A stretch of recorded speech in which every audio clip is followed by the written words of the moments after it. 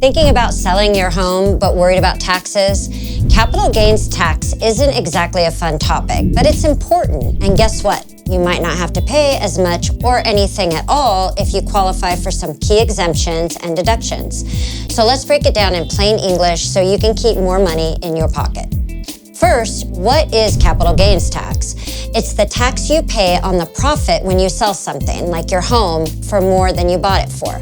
If you bought your home for $500,000 and you sell it for $1 million, that's a $500,000 profit. Sounds great, right?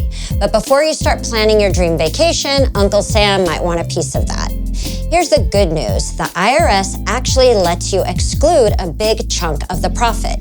If you've lived in your home for at least 2 years of the last 5 years, you can exclude $250,000 if you're single, $500,000 if you're married.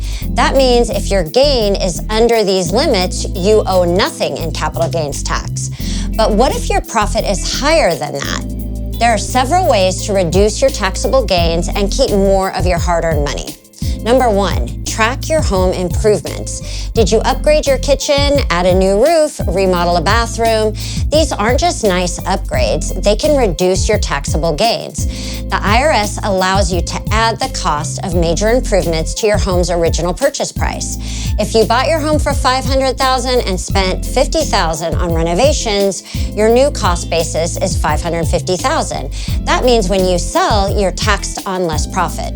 Just remember, maintenance costs don't count, but capital improvements do.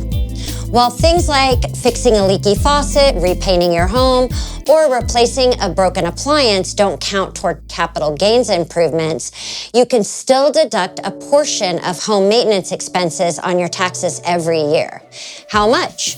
Homeowners can typically deduct up to $10,000 per year for maintenance and repairs, but only if they rent out their property at some point. For primary residences, maintenance is a deductible, but it can help with depreciation if you convert your home into a rental before selling.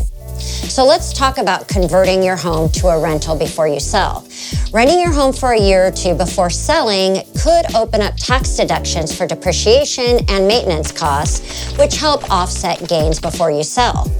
If you've sold other investments at a loss, you can use them to cancel out some of your home sale profits. A little tax strategy can go a long way. So here's your game plan if you want to reduce capital gains tax when selling your home.